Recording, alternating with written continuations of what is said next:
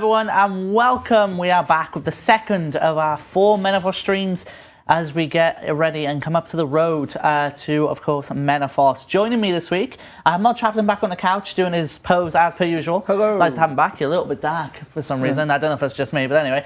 And joining me is also Mod Orion. Lovely to have you here. How are you guys doing? Obviously, must be still very busy, but I mean, how are you all feeling? It's fine. It's finished. We're just having a holiday now. Yeah, man.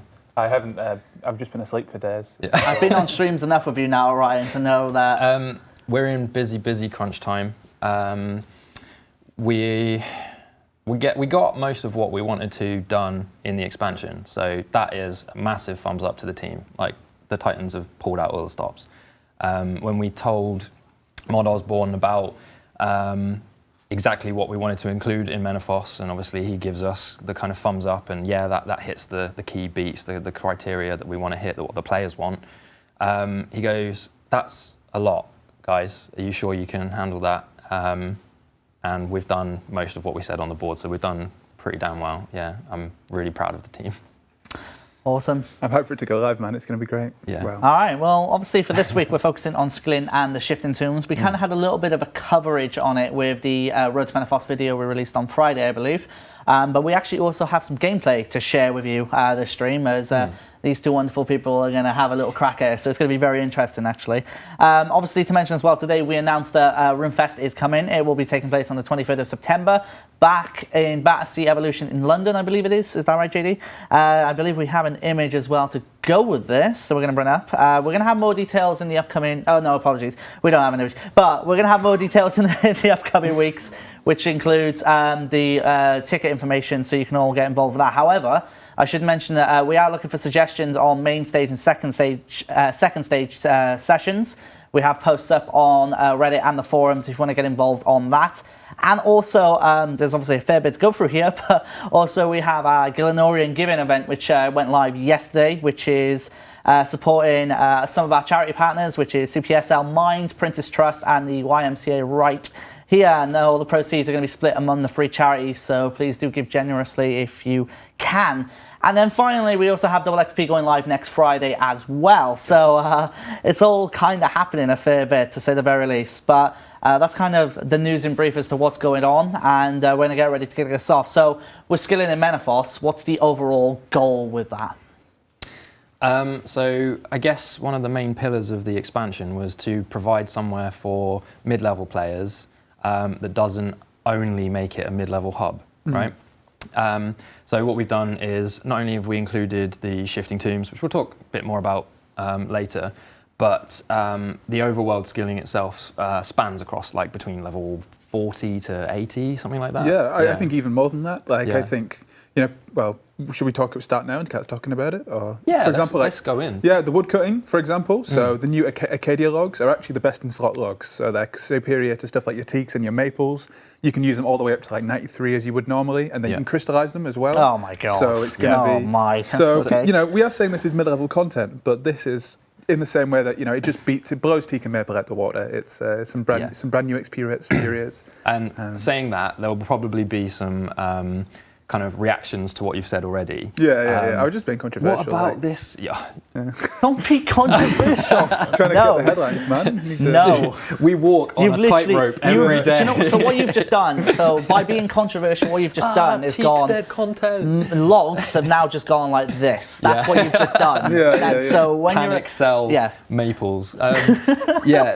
So what we've done is we've made sure that the viability of the XP rates kind of wobbles. It's not this straight linear, this is best in all of these levels. Panic sell logs.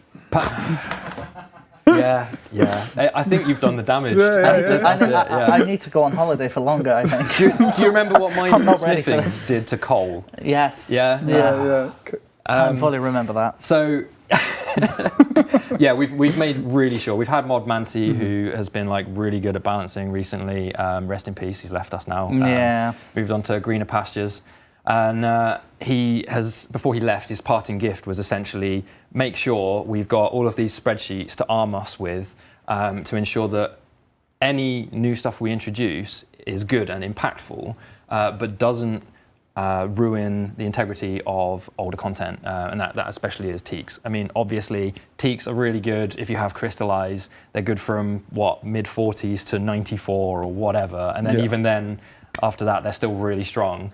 There are other easier woodcutting methods in game that provide like a little less XP, and these will fall into potentially the teak category, but there's other things you can do with them as well. Yeah. So can we, I mean, since we've already mentioned one skill, are we okay to bring up the image and we just talk about the methods? Let's do it. All right. So bring up the first image. So, I mean, we went through the Arcadia trees. Let's go through the rest of them. Yeah, I absolutely was joking as well. Like, teak obviously still have its place, but Arcadia logs are fantastic. And they'll also be used for fire making at exactly the same level, so level 47. We also got thieving in Menaphos, which is your 47 to your mid 50s kind of thieving on stalls, lamp stalls, and on pickpocketing with thieves. Do you want to do fish? Or? Yeah, sure. We introduced 3 new levels of fish that go kind of across the board where there are gaps. So like in between your lobsters and your swordies and stuff like that, we've introduced desert sole, catfish, and slightly higher up, beltfish. So the desert sole, yes, is a throwback to the lemon sole, if you're familiar with desert quests. Catfish is a standard staple in kind of Egyptian or ancient Egyptian diets. The Nile was full of them, apparently. We've done our research, guys. And beltfish, we liked beltfish, and they appear in climates similar to that of Menaphos. And they were really cool to model. Mod Demo has done some really cool little inventory models for these. Yeah. But yeah, they're also cookable, so you can, at the same levels, you can catch as well. So there's 3 new fish for you to cook. We've also got, kind of following on from, if you've been to the Living Rock Caverns, you'll know about concentrated gold. We've kind of managed to come with concentrated sandstone, which is a new version of sandstone. And coming along with that is left click to drop on sandstone and granite as well. Yeah, which is I'm personally super hyped about. So yeah, that'll do exactly the same kind of thing. We've got them kind of dotted around Menaphos, and they'll go inactive and active, kind of forcing you to run around with your mates and the group. And finally, for this infographic, we have plover birds as well, which are a new hunter level, which should kind of phase out red salamanders. I think it was just slightly below them. So obviously, red salamanders will still have their place, but you won't have to do them well into your 50s. You will have plover birds to use, which are pretty awesome actually. Yeah. We've essentially used Menaphos as a way of filling out some of the more tedious levels. And that'll certainly come to light with Shifting Tombs as well, and our weird level banding system that we've mentioned in the past, and we will elaborate on shortly. So obviously I mentioned the Road to Menaphos, the second video that Mod Joe and Mod Osborne were a part of. They mentioned, of course, about there being a new Grand Exchange as well as a lodestone.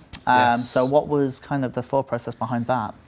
Okay, so some players, don't appreciate the ease of travel in RuneScape nowadays. They long for the days of running around from location to location. Then we introduced teletabs and quick tellies and lodestones and all of this. But Menaphos was designed as a hub, and it's a hub city. So we've added the Grand Exchange for that purpose. We've balanced it so that it's slightly further away than Varrock's, maybe from Edgefield to Varrock's Grand Exchange, and it's not anywhere near as good or as useful as Prithinus's nice easy access, and Max Guild obviously included. So we did want this as a mid-level hub. You've got Berthorpe and Varrock, which you essentially have access to at the beginning of the game, right? You don't need any requirements to go in there and utilize that those amenities. But Menaphos will have a couple of quests, potentially little additional things as well that we can't mention yet, but we will mention in the future as requirements to these amenities. So the Grand Exchange, the banks nearby, various things like water sources and altars and general stores that you'd expect to see in a city, because that's what we're releasing, right? We're releasing an entire city. And it's just still not going to be as good as Prith, because that is your kind of end game goal for a lot of players. I remember when I unlocked Prif, and I just thought, this is brilliant. You know, that was something that I was heading towards for 3 to 4 months of gaming, and we don't want to take that away by introducing Menaphos as a hub. Also, what was mentioned as well was the skilling buff that is in the city as well. I mean, how long? I mean, first of all, how does that work, and how long does it last for?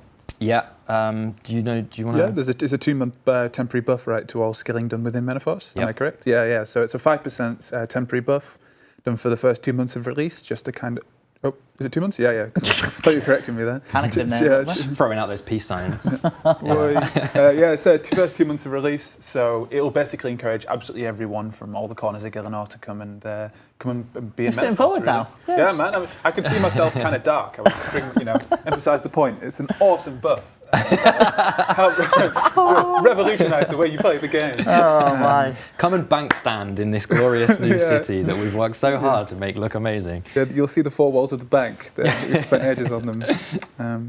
But yeah, that's not to say that if you're a high level, you won't want to come over to Menaphos as well, even though it's a mid-level hub. So I was going to ask, so if I'm, like, for example, I'm maxed, I mean, what appeals me and what drags me over to Menaphos to get involved in that content? Okay, so there will be some social overworld skilling. There will be the 5% buff for 2 months, but then obviously we're increasing Slayer to level 120, okay? Menaphos is going to be a mini hub for new Slayer content, which we'll talk about more next week, specifically with the stream and with the Road to Menaphos Part 3. Yeah. Furthermore, there will be some other rewards for skilling with Menaphos. Awesome. Yes. Nice laugh. Surprise rewards. There you go. All right. So, got a question from 5X. Will the early bird XP boost for training the Menaphos stack with other boosts such as portables or pulse cores, etc.? I believe it stacks. I will have to check in order to fully answer that, but this is the stage of the project where we are checking all these little things, and we have a huge list of jobs. I mean, like, I could unravel it and it would flow across the room. It's in a computer, so. Yeah. Where we're checking all these things and making sure that a skilling outfit provides extra XP in the shifting tombs, or the 5% buff, for example, stacks with portables. I think from my point of view, it should, so I'm going to go with yes. All right, we have something to reveal here. I don't know if it's an image or we're just talking about it, but it's, I don't know, I don't want to take it away. Surprise me, yeah. If I was to say Master Camouflage outfit. No, that old thing. Okay, Menaphos is giving you the chance or the ability to unlock the Master Camo Elite Skilling outfit for thieving. There you go. When Menaphos is released, that will be released into the invention skill as per the Golem and the Shark outfit. You will be able to obtain fragments of it via pickpocketing and regular thieving activities, but there's a small twist. The rates of the overworld stuff, I think we balanced it around between 45 and 70 hours, luck dependent, because RNG. As in to finish the entire, to get the 3 outfits, to get the elite outfit. To get the, I think it's, I can't answer to say whether it's the 3 outfits. Okay. It's definitely for the Master Camo outfit. Sure. Whether or not we are doing the 3 separate outfits and the Master Camo outfit, I'm unsure. That has been what we've done with previous outfits. With the Golem and with the Golem, Fury the Shark, Shark, Tiger Shark. Then I will say yes, because the implementation is essentially copy-paste in a way. But the key twist to this is that in shifting tombs, you have a higher chance of getting the fragments for successfully completing the tombs. More on why, again, shortly when we get onto the shifting tombs. Sure. Excuse me. Bit of a long-winded, bit of a read here, so I'll try and shorten this down as much as I can. In both Prif and the Ark, there were XP rates that were pretty significant in a skill. For example, people love their Hunter at the Ark as one little example, ornate turtles. Layer crablets. Stuff like that. But they can be trained combined, providing lower than optional XP in both skills, but combined they can compete with most skilling methods. Are there activity/methods that initiate such a thing planned or created for Menaphos? Yeah, I'll take this one. Yeah, do it. Shifting tombs, essentially. There you go. So the answer is yes. Shifting tombs will have competitive XP rates for the 8 skills involved. again, we'll elaborate on this shortly, so your question will be answered, I promise. So, okay, let's move to Shifting Tombs. Let's Right. just go for it. What are Shifting Tombs? Right off. Shifting Tombs are a big sprawling space underneath Menaphos that lead all the way down to the underworld. You'll potentially visit the underworld, or at least the route to the underworld, in another form outside of the Shifting Tombs, so it's not just related to the Shifting Tombs. I'm just putting that out there for the lore hounds who will be like, is that the only way? So what's happened is, I'm just searching for something, right? Some of you will already know what. And in her wake of kind of decimating the tombs of pharaohs past and whatnot, she's left all this corrupted energy, all of this corrupted essence. She's essentially affected the area, the environment, all of the souls in that area, and all of the loot and whatnot in the Shifting Tombs. And what we've done is we have excavated the entrance to the Shifting Tombs, and you can go down there. But as you'll find out when you play through the story, you can't stay down there very long. It's too much for you. You essentially need a hazmat suit. So you go down with this aura that protects you, but it only lasts around 5 minutes, right?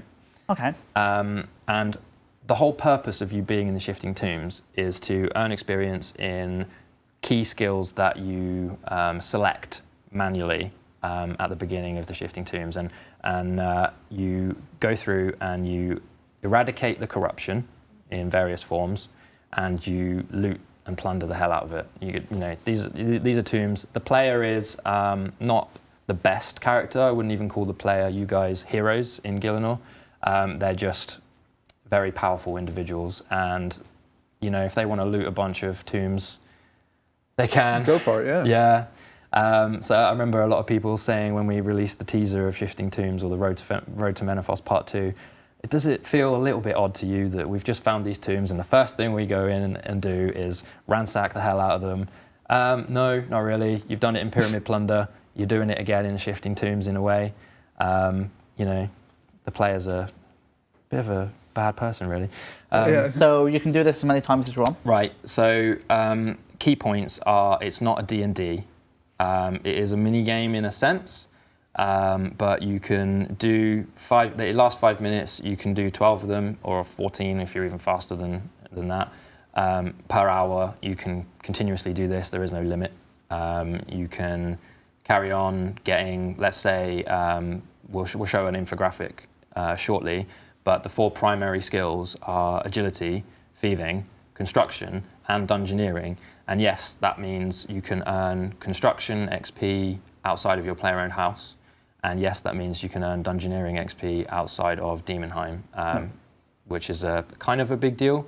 But the rates are good as well. We've made sure of it. I'm most hyped for the agility XP, actually. Being able to earn agilities outside of courses and outside of Silverhawks is pretty big. Yeah, absolutely. So, for example, let's say you get into the Shifting Tombs at level 50, you'd normally be doing agility at 8 Patrol and Wilderness, right? 2 places that are awkward to do agility in, right? So this provides another route. Skilling pets? Skilling pets, definitely. Yeah, I mean... So you're eligible for skilling pets while doing this? Yeah, awesome. absolutely. So it's, I assume, is a multiplayer variant, or is it solo, or what is it? All right, cool. There are 3 ways of grouping for it, which means, yes, it's multiplayer. You can queue solo at the entrance. There is also let's compare it to Sinkholes, where you have a local queuing system, which is on a per world basis. You can say, for example, when you click on it, you have the option for solo and you have find me a full group. That waits for a total of 5 people, so 4 others, in the local area on that world. So we may, depending on the popularity of Shifting Tombs, create a Shifting Tombs world to go onto, like Sinkholes has. Well, I mean, we do have we do have activities on worlds that, I mean, we could totally that swap are unofficial and as well. Yeah, people we could totally. I mean, I think that'd be cool to do. Yeah, absolutely. And that's dependent on post-launch feedback and whatnot. But you can also use the grouping system. It's under skills in the grouping system because it is essentially a repeatable mini game and it's not a D&D. We've decided to put it under skills because it is a new method of skilling. It's more about the skilling than it is the mini game. It's all about your XP per hour and getting in and getting out. And we'll demonstrate the grouping system shortly. Like me and Chaplin will just jump on and have a quick go. Iron Man. How does this affect the Iron Man? So this is currently up in the air and is on that list of things to do. But I think we want Iron Men to be able to take part in the game. Again, not confirmed. Not if you guys have strong opinions, please let us know. And they should be able to obviously queue solo, and I don't believe they can use the grouping system, but they can queue locally. Can Iron Men play sinkholes? That's a question. Unfortunately, I'm not an Iron Man, so I can't speak to the restrictions of Iron Man. I tell you what. They're saying, I mean, just from a quick look, I'm just saying don't let Iron Man do things with groups. So yeah, no, there you go. They're all saying no. So there you go. Okay. No. Just no. Everywhere. Thanks. There you go. Thanks, guys. That was pretty quick. I think it might be that way. And we have a bug at the moment where Iron Men can sneak in somehow. So I think it is designed for Iron Men to not be allowed to go in. But yeah, like I say, we're at that stage of the project now where we're just ironing out these little Oh, man. So obviously, I'm assuming there are requirements to go in and do this. You can't just go in at level 1 and do this. So what are those requirements? If you know the tiers, fancy sharing them? It's 50 in all the skills, right? Not late skills. Just to participate. You can go in straight from 50. So 50 in the 8 skills are required. It was originally 4, but we decided, let's make it somewhat of something to attain. Prestigious, yeah. Yeah. And those 8 skills are agility, thieving, construction, and dungeoneering for the 4 primary skills, and the 4 secondary skills are crafting, rune crafting, prayer, and divination. Lovely Boom. timing. Check out that picture. Beautiful. Infographic. So the way that works is I'll go into the experience rates now and how it works, because for those of you that haven't watched the Road to Menaphos kind of teaser trailer that Mod Joe and Mod Osborne released, you may not know that you can combine these skills as you see fit to earn a customized experience.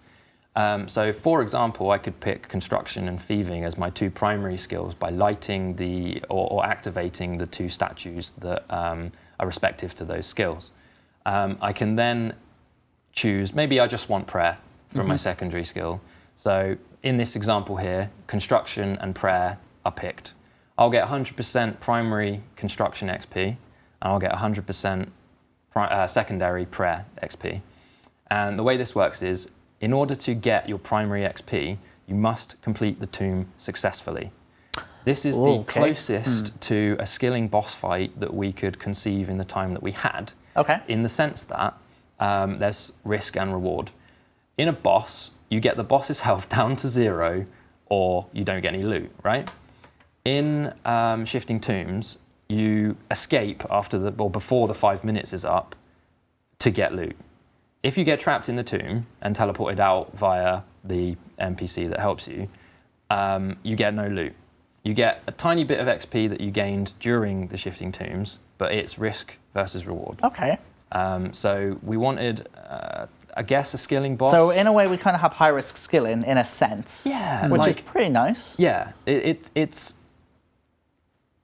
not the best implementation of that particular ideology, but that's very damn close to it. It's a path that I don't think we've really explored before. Yeah. So I think that's pretty cool to do. It was, again, one of the main pillars of the expansion. One of the main key beats to hit was this kind of profitable, skilling, risky game / activity that we could introduce and see what the players thought about it, I guess. Yeah, it's kind of like a lean forward, lucrative skilling that also has a social element if you want it to. It's literally XP waste if you risk, which is obviously not fun to even think about. Here's the thing, right? You have a key number of objectives that you need to hit inside the tomb in the 5 minutes that you're in there, right? And that means you have, let's make one up on the spot. So in this Shifting Tomb that you've just gone into, you need to solve the puzzle and open 5 sarcophagi, 5 mummy tombs, right? There might also be 3 chests which you have to loot and open. And somewhat random, this tomb has given you a target of 74 corruption to eradicate from the tomb, right? And you do that by clicking on urns, clicking on canopic jars, and mining crystalline corruption, which you'll see when we play the game. And if you hit all of those targets, you get 5 out of 5, 3 out of 3, 74 out of 74. You get 100% of the XP that was on offer, okay? If you exit the tomb with 3 out of 5, 2 out of 3, and say 50 out of 74, you still get 60% of your XP. So it is kind of like, I don't know, let's compare it to Telos if you just want to exit your kill streak. You can go, look, I've got 1 minute left. I can't remember where the exit is. I'm going to just go and find it. I haven't completed the objectives. I know I'm going to get some XP. So it doesn't rely on the entire group exiting, I assume, right? Absolutely not. Because obviously there could be a situation where, God forbid, you have a griefer and then you miss out. So cool. There are things in game. My pet problems in game are in Gathixian Cache. You can cress when there's another 5 cresses active. In sinkholes, you can be a pain in the ass. You can semi-grief other players, and there are a few elements of this in various mini games and activities in the game. We wanted to remove boosting and griefability and be somewhere in the middle. So there are independent or individual targets that you need to hit to gain XP. There are group targets that you need to hit to get XP, and there is no way to compete against each other. So yeah, it's a completely cooperative skilling activity. If you wish to do it in a group, you can do it solo. It's harder solo because some of the multiplayer objectives, there might be 4 sarcophagi dotted around the tomb, which you would have to travel to individually, whereas in a group of 5, you can split up and go and do them in the first minute, and then you just have to focus on the rest of the tomb and the extra XP that you can get. We designed the tombs to want to make the player risk what they've got, because it's good mining XP per hour in there as well. There's crystals that you mine away, and you want to stay there and get that extra. Oh, there's 2 rare crystals that give me like 2k drops of mining XP straight away. I can just do that in 3 seconds, but I've only got 15 seconds to get out. There's a lot of this in the tombs. You may not find it to be that intricate. Other players might just go, wow, okay, this is really testing my patience. I just want to go and chop bamboo for 10 hours.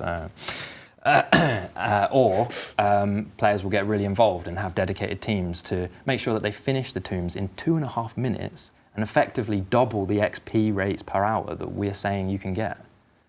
Who knows? Can we get rid of that person in the chat, please, if possible, just as an FYI? Sorry. So we've got a white box video coming in. Now, before we show this, can you clarify what people are about to see? So some people might not know what a white box video is, essentially. Can I just confirm this is the one that is many levels of mazes? Okay, so this was an early prototype where, I mean, you guys might find it quite interesting, but it broke the servers that we were running on. What we did was generate a bunch of mazes similar to Dungeoneering, or how you'll see Shifting Tombs, or even Shattered Worlds. They kind of use a similar system, same system, just modified in different ways. And we layered them on top of each other to try and get multi-level mazes where you can go up, and but playing it would just be a nightmare. Like, this is randomly generated every time, so you can't get a feel for it. And I don't know, man, it would take 15 minutes to traverse the entire thing, but here, you'll see shortly. Let's bring this up. There you go. All right, talk us through this. Okay, so we toyed around with different skins for the areas. So the blue areas are very rigid building and architectural areas, and the yellow areas are natural rock formations, and this is obviously in complete prototype format. But as we zoom out, you'll see the scale of this thing. Jeez. Yeah, going through this entire thing, say there are 17 or 18 step ladders or something to get you up from each level as well. This was the smaller version. This is bigger now? No, Okay, even this version was crashing the servers. Oh my goodness. So am I assuming the coloured floors are like where stuff's meant to happen? Yeah. I'd assume. Yeah. Yeah. Okay. So Red being the most difficult. we actually used the Uncharted Island system to make those coloured. You're very familiar with that areas. system as well. Yes. So that helps. Yes. And that's for mining obstacles or wood cutting obstacles and stuff like that. Yeah, you'll see some of those. So obviously what you just saw was essentially the concept of a white box there of it in action. Now we have a video, an actual multiplayer video of it in action. So this is kind of what you're going to see in just a little bit with Orion and Chaplin playing, but we have a bit of a video here, so we'll just play this. And do you want to take us through this as we go? Yeah, absolutely. So it's looking pretty awesome. I have and to say. you know what? placeholder. This is still placeholder. Yeah, you can still see. Yeah. But even the rock areas are placeholder. So this is some of the gameplay. This is me, Mod Curse, and Mod Kappa. And a load of things have been changed since here. So this is very early gameplay. We have had 2 player visits since this was created, and we have another one tomorrow as well. By the way, guys, if any of you are watching, thank you so much for your feedback. It's been amazing. Essentially, the way this works is we all start off in a... it's Mod Kappa. Kappa, not Kappa. Big show. So distracting, guys. Oh, goodness. So you'll see from the mess that is the mini-map, you can kind of make out a route.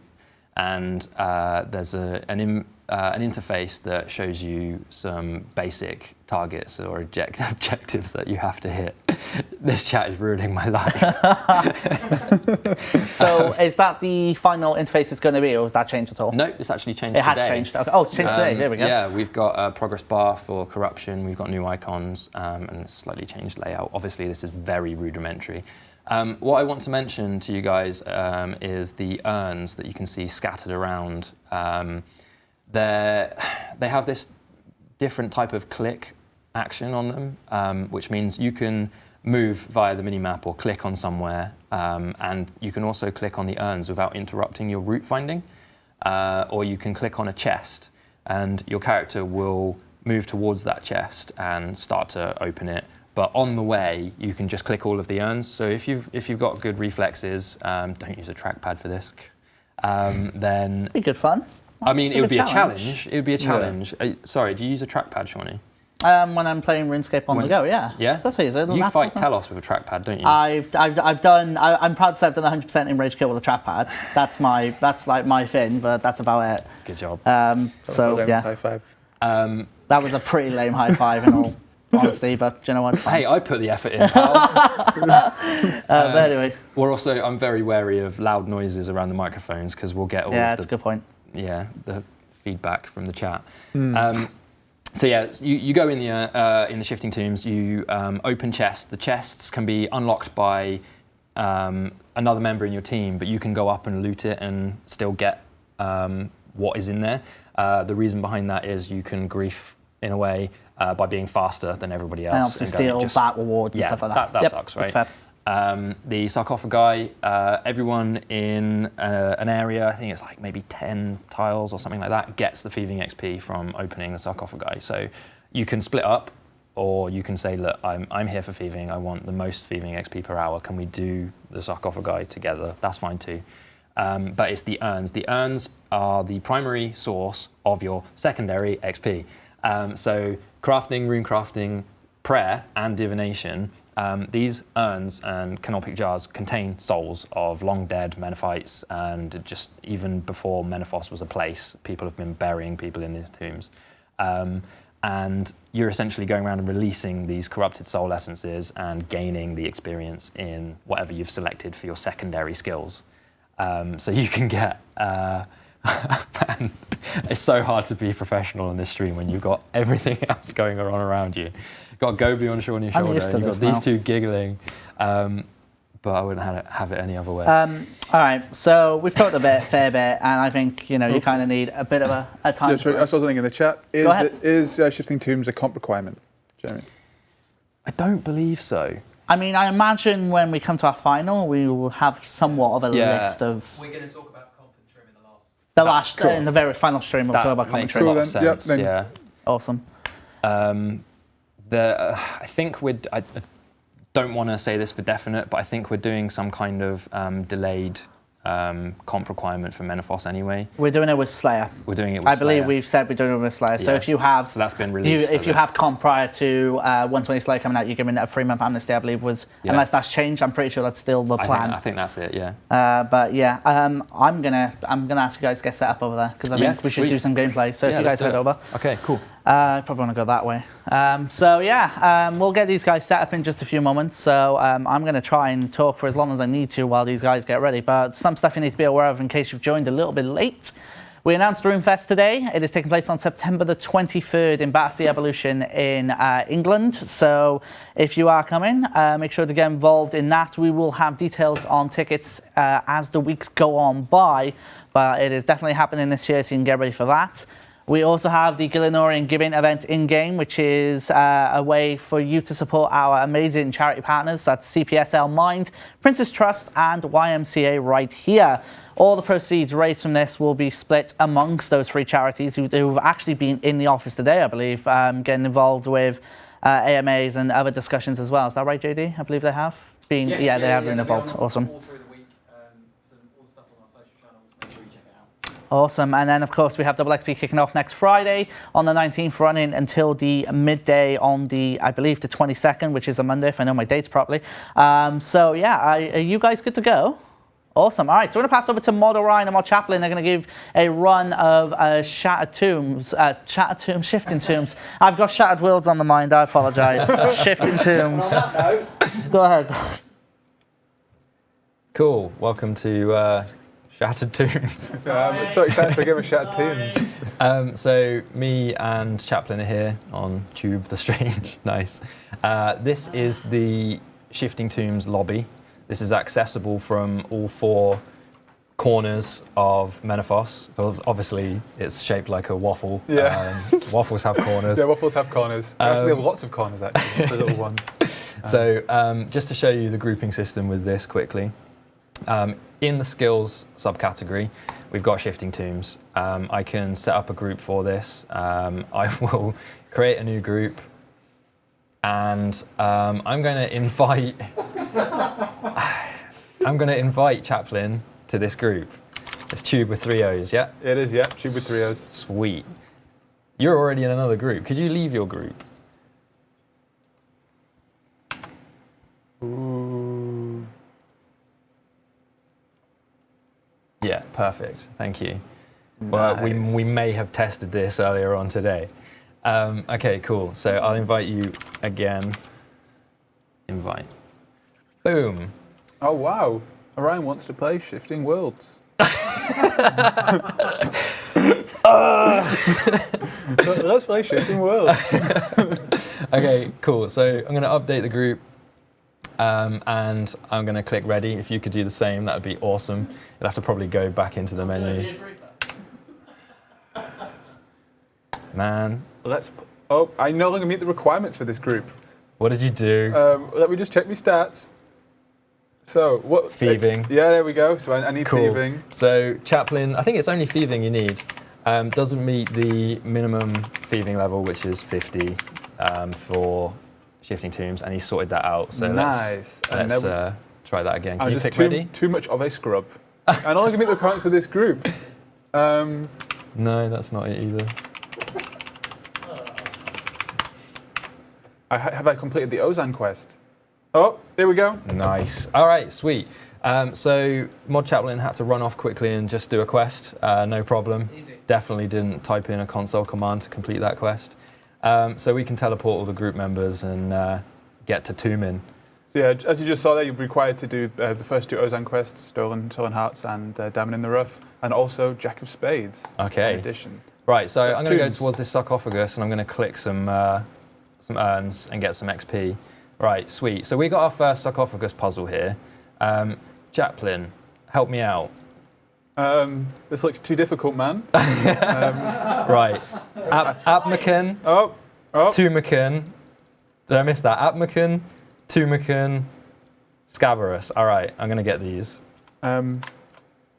I'm gonna get Icther in. Oh, did you open it with the mod command? No. Damn you. I clicked. It's mine, man. Okay, cool. So there's also placeholder name to mining rock. Check that out. This is crystalline corruption as well. My priestess blessing can become powered. I got a tomb tip, man. Check out this big old pillar. Oh, come on. Let's go that pillar. So inside, okay, I've looted the treasure chest. There's a treasure chest in there. Cool. Get some sweet gains. Do you want to come up? Oh, Mate, I'm smashing urns. mate, come over. You denied me the XP, man. I found the exit. Okay. You're not gonna exit yet, are you? No way. I got loads of time. Okay, so one of the cool things, there's not enough crystalline corruption around here. Damn you. Yes. All right, I found another tomb. Oh, it's not that way. Oh, I'm gonna go round to this sarcophagus. Man. Smashing all the urns right now. Okay, there's a treasure chest over here. Do you want to loot Mine. it? All right. Damn you. That's fine. I can come back and loot it. That's the I point, need 90 fire making to open this chest. You need 90. Your fire making's level 1. You Level suck. 1 fire makings. All right. Okay. I'm just what's using. this? I'm just using hacks. Scab. All right.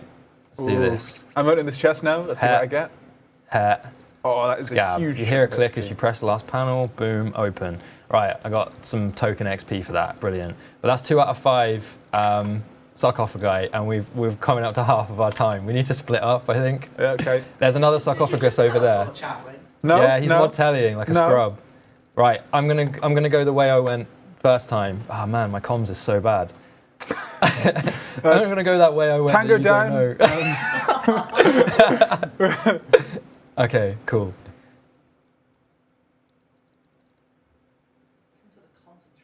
Right, Oh, this is lean forward. I can do it. it's fine. My surge. Right, there's another shortcut. sarcophagus over here. It's all yours, mate. Oh, thank you, man. I found another one. Okay, in here. Come on, reset. Oh There. man, it's just reset. Right. Okay. Tumacan. Oh god, was that Atmacan? That's hidden. It was Atmacan, and Icflarin. Okay, Atmacan, Atmacan. You're using the electric to figure Yes. out. Yeah. Nice. Yeah, that's right. Okay, so I've that's opened that. it, and I Nice. get some nice XP. Good job. We got 1 minute 44. I'm almost at my corruption target. Yep, I've hit it. Okay. Right. So Right, we need more chests. I found one, but we need to head back to the... We're not going to have time to do the sarcophagus. There you have. You got time. No way, Yeah, man. you do. You got time. No, I'm not going to risk it. I want to get out. And as long as Chaplin gets out, it's all good. yeah, man. The hole's over here. I'm going to position myself near the entrance so I don't get buried alive. Did I loot that? Yes, I did. I got farming XP. Go. Sweet. I'm not doing the sarcophagus. No, that's I'm fine. not Just risking go it. exit, 'cause you've got a minute. Yeah. Just cycle back on yourself. Okay. Only 1 minute left. Get to the exit or risk squeezing in some extra experience. Your choice. Oh man. What literary genius wrote those, man? Is that Oscar Wilde? Yeah, oh, you know that. Yeah. Surge. Bit of Shakespeare's influence. Surge. Come on, man. The hotkeys aren't working. Ah! Oh my god. Oh my god. What happened? Sorry, Shawnee. Oh. You're like 40 seconds, man. I'll wait for you, but I'm not. I see you. It's fine. Like Yeah, he's there. we got 20 seconds to spare. I'm gonna exit hole. I'm gonna jump through the exit hole. Let's do this. I want to see this XP now. Get. Get good. Right, you go through. Oh, just Go on without me. Don't load stone. What are you doing? I'm not gonna load stone. Okay. All right. I'm not gonna show you Mate. what happens when we finish the tomb. Mate, it's awesome up here. You're going to love it. No. Okay. Cool. How's about a nice fade back to Shawnee? Yeah, let's fade back. That would be awesome. Yeah. Ah, there we go. Oh, goodness. Sweet. Thank you, guys. Oh goodness! So we saw some excellent surgeon here by Mother Ryan, but Shut up. But pretty chaotic. Surgery? I think that's safe to say. Goodness me, that was quite. It's quite intense to keep up with at start. I must admit. You'll get used to it. But obviously, yeah, as you know, the more you play, you kind of get into a rhythm. But when you jump in, you're like, whoa, there's so much stuff going on. But yeah, it was good fun. I had Very to good fun. concentrate quite a lot, which was worrying. We were just Move sitting up, there. Oh, we There were you go. just sitting there, like clicking. I surged backwards. Yeah, you did. I just want to make Moon Surge. a formal apology to the RuneScape community. All right, so let's go for a couple of things here that have come up. So, are the shifting tombs going to be a viable way to train Dungeoneering past 99, or is rushing through it still the viable way to do so? Demonheim will be slightly better. The way the level banding system works, I'll elaborate on that now.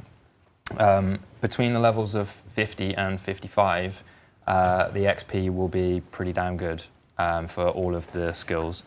Between 55 and 70, the XP rate actually plateaus. So you'll find that while Shifting Tombs is very high up on the graph of XP per hour, it will plateau and other things will take its place.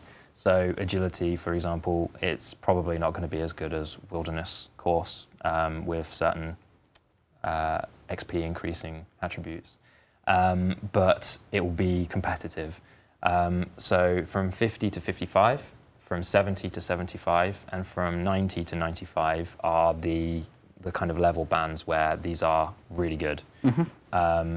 It's not bad after 95, it's pretty damn good as well, but it depends on the skill. So this is essentially a free way of training construction, a free way of training crafting, and a non-Demonheim way of getting Dungeoneering. With those things in mind, the XP rates won't be absolutely overpowered, I'll put it that way. But they are pretty well balanced, and I, as a player, am quite happy with the rates. Yeah, we've been seeing a lot of kind of requests for people to be, can I have a financially viable way of skilling? Mm-hmm. There's kind of, you may have, well, if you'd have seen my screen when we left, there was a gold reward if I'd wanted it. But there's also a reward of another item, which we're kind of creating like a small closed economy, which will be super wanted within Menaphos, which you can get exclusively through the skilling tombs. So they're just a super viable way of playing. Do you want to leave that, or do you want to talk about that? Should we leave it? We have another. Is there another stream that's going to cover that? There's another slide. Yeah, another stream's going to cover that. Slide to show later on today. Yeah. So we've got. We'll talk about the combinations if you want, about the skills, and if you have none selected and what happens. Because I've teased this on Reddit. Yeah. Sure. Yeah. Somebody commented. I can't remember the name. I apologise. Somebody commented saying, I thought that Shifting Tombs was being alluded to as a way of making profit for skillers. And my reply to that was, what happens if you don't have any statues or braziers selected, which is your XP selection process? Yep. If you don't get any XP, what do you get? So shall we bring up the infograph? Sweet. Okay. So essentially, if you have nothing selected, you get GP. Okay. You get GP? You get GP. Oh, okay. Cold hard cash. Everybody gets loot. We have this kind of loot crate with Menaphos, which you'll find out more about on release. It's essentially what it says on the tin, right? It's a loot crate. It's got stuff in it. And everybody gets that regardless of your skill selection. If you have nothing selected in the primary stuff, it means that at the end of the tomb, you get a large chunk of gold if you succeed, okay? Wow, okay. If you have nothing selected in the secondary skills, when you smash the urns, like you saw us doing in the gameplay segment, you get gold as well. And if you have nothing selected, those combine and you get full gold out of a single run. So it's entirely up to you how you want to play it. Is the goal, I assume, so the gold will have to be clicked on to be picked up? Nope. It auto picks up for you? Straight into your pouch, you There get a you go. jingle. Little money pouch as well. There you go.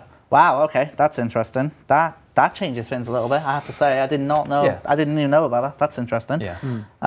So what are you expecting? Are you expecting people to maybe decide, oh, okay, I want to go on a money run, let's do a team of 5 and we're all going to dedicate ourselves towards getting loads of money, or then switch up and go, okay, we need XP and whatever, let's go for this? Honestly, this is to, after launch, we're going to get all of the player interaction, feedback and whatnot. I foresee most people going and doing a run here or there solo. It's like, I need 200k, I'll do a shifting team, whatever. If you're level 50, it's not going to be amazing GP, because what can a level 50 do other than, I don't know, like there's skilling in terms of rune crafting and stuff like that. There are ways to make money in the game, and it won't necessarily compete with those, but it will be on par. Hopefully, this has got to go through 2 more balancing phases, and I am absolutely pushing for this content to be worth doing. Of course. XP wise and gold wise, and so far it is. We'll see. In terms of, sorry, what did you mention about like the last point? As in, wait, we were talking about the gold, and I just said how I'm fully expecting people to go on gold runs and then decide, okay, no, let's do yes, it. Multiplayer and gold. Yeah. Yeah, sorry, that was the point. So I don't know whether it would be more efficient to do it solo and get out early if you can for more gold, or to go in a group and absolutely blitz it, because the gold isn't split, the gold is individual.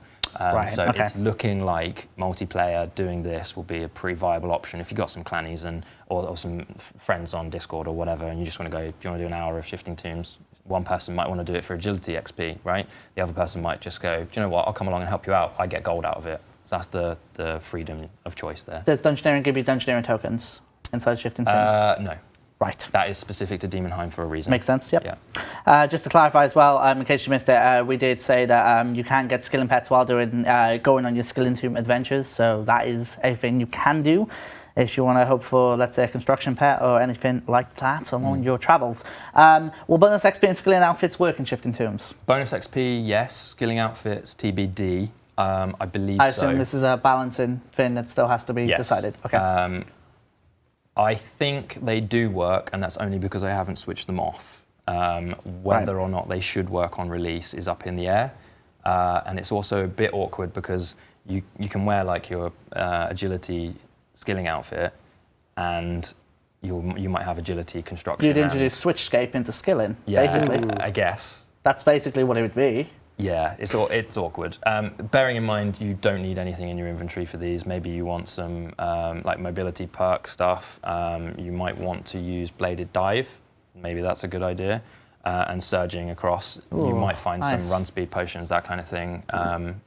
Help. Go in the Ooglog pools before going in, so you have unlimited energy for a little bit. Great idea. There's one other idea.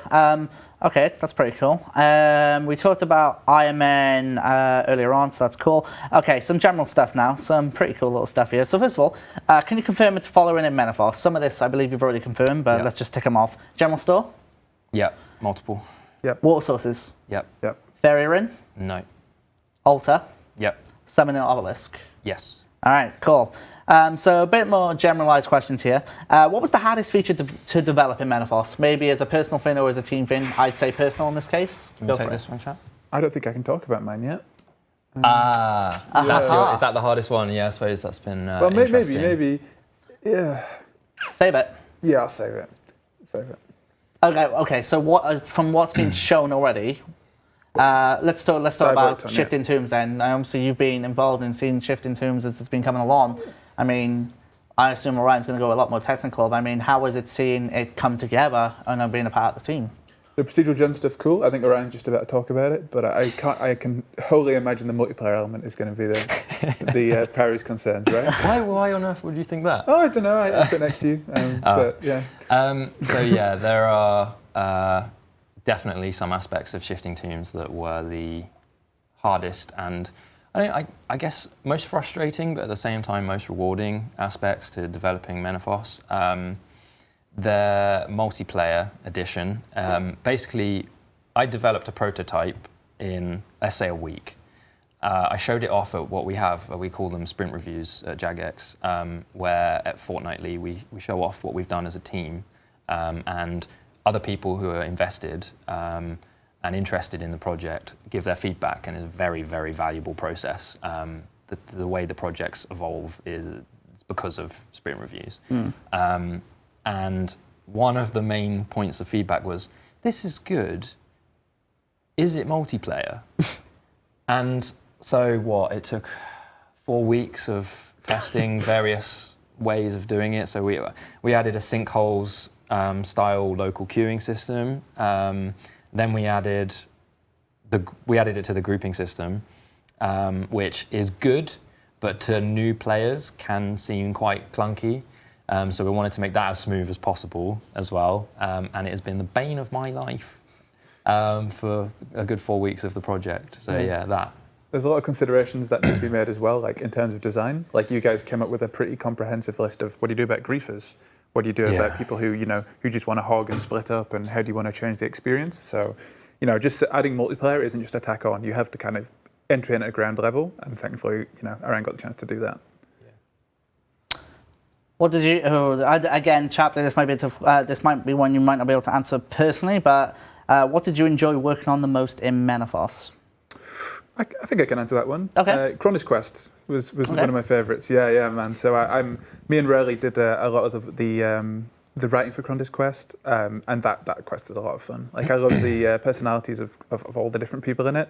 Chronis is in it, so I can talk about her. Her personality was awesome. I assume Chronis is in it based on the fact it's called Chronis Quest. Yeah, actually, it's called, just to clarify that. Sherlock Shawnee. You enjoying this? I didn't realise how far this goes back, but I had to look cool while doing it. We'll take it from here, detective. But it's oh, come on, man! It's Crocodile Tears is its real name. So Chronis Quest as we call it. I will say that Mod Chaplin loves the crocodiles and has. I love the crocodiles. You love the crocodiles? Oh, yeah, I love the crocodiles. Cool. Can you enjoy working on the most? I imagine, I expected to be shifting tombs, but I don't know. No, not shifting tombs. No. Shifting tombs was a pain. Fair enough. I learnt a lot, and it's been rewarding, and it was a necessary pillar of the expansion to develop. I liked something I'm going to mention for the first time ever, and I have been given permission to mention them. Okay. And that is what we call city quests. Menaphos, as Joe mentioned in Road to Menaphos 1, has a new way of delivering stories to the players and little bits of lore. Okay. So what we have are random citizens of Menaphos asking for your help every so often. They'll have an icon above their head, similar to if you've played the Ark, and we have the Tales of the Ark mini quests in there. And these are generated in a form, which was really fun to develop. Wait, sorry. So normally in our quests, it's all laid out. It's in. These are generated quests. Yeah. Okay. And interesting. This comes into skilling in a sense. Because they reward experience for every task that you do for them, and they give you a chunk at the end once you've finished their problem, their issue. Sure. And we've had a few people around the building who don't necessarily get a chance to work on content submit little stories to us, and we've had the pleasure of reading through them and converting them into these tasks. So around the, I can see dailies already. They're not dailies. You can do as many or as few as you want to a point. We won't be increasing or refreshing the amount that you can do per day or whatever because we don't like dailyscape. It's been passed down from the likes of Mod Osborne and Mod Joe and our kind of product owners as well, that we want to avoid dailyscape. So this is essentially just a little bit of flavour as you go around the city and you're doing your regular skilling or other things that we're yet to mention. Yeah. You might see an NPC that's got this like glowing icon above their head, and it might only take you 5 minutes to help them out, but you might end up 500k richer, or get a rare drop, etc. So yeah. Furthermore, they kind of flesh out the little conflicts that are happening within Menaphos. Yeah, that's the best through all the main quest line, like we can't really manage to cover all the different bits and pieces that are going on within this huge political hotbed. But with the city quests themselves, have a stupid amount of depth that they kind of look into and help flesh out. And some of them are voice acted as well. So nice. Yes, yeah, to a point. Oh, they're amazing, man. To a point, and yeah, they are funny. They were voiced semi-professionally. Yeah. So I think I can figure out what that means almost immediately, actually. Yeah. Okay. Another one. Will there be any new clue locations or scans added to Menaphos? That's our last one for you. Right. So I actually talked about this with Mod Days prior to the stream. Locations, no. Scans is actually quite easy to add. So we would like to include that. It requires minimal QA effort, and one of the things we're struggling with at the moment is getting everything thoroughly tested. We're on course, but we are in crunch. We want this expansion to be as good as it can be. So yeah, we're really making the most of our QA time. In order to add anything else to the project, it has to be extra special, or require very little effort. Yeah. You've been working unbelievably hard. Like I had one of them said to me last stream that they don't get enough props, so I want to give our QA a huge hold shout-out. on a second here, because they said that as a jab at me because I didn't mention them, which I didn't mean to completely forget them, is because Mod Rowley jumped in with something as I was giving everyone props. I know who that was, actually. Yeah, well, they deserve their props. They're the beating heart that keeps the team together. So without them, we'd be pretty shortchanged. So huge shout out to Kappa. And, did you just call him Kappa? Please no, tell. Oh, jeez. Okay, goodness me. That's all it's going to be now. All right, so let's get ready to wrap up. Of course, we have the Menaphos website that you can go check out with. I believe, has that been updated with the information about skilling, the website itself? It has, awesome. So you can definitely check that out. Look what you've done to the chat. And also the story so far. We should also mention as well, when Menaphos comes out, there'll be a 5% skilling boost, which is active for 2 months, I believe you said. Yep, 2 months. And for next week's stream, we will be talking about Slayer. So it's going to be very, very interesting, because obviously it's been quite a topic of discussion with the Menaphos expansion.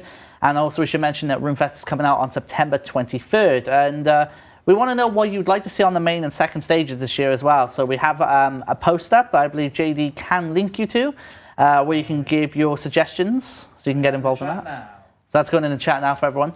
And also we have the Gillenorian Giving event, where, of course, you can donate to some of our awesome charity partners. That's CPSL Mind, Princess Trust, and YMCA right here. And all of the proceeds is going to be split equally among them. So give generously if you can. There's a link in the chat for RuneFest stuff. But apart from that, ladies and gentlemen, thank you so much for joining us. This has been the skilling portion of our Road to Menaphos, and we hope you've enjoyed it. Take care and have a good one.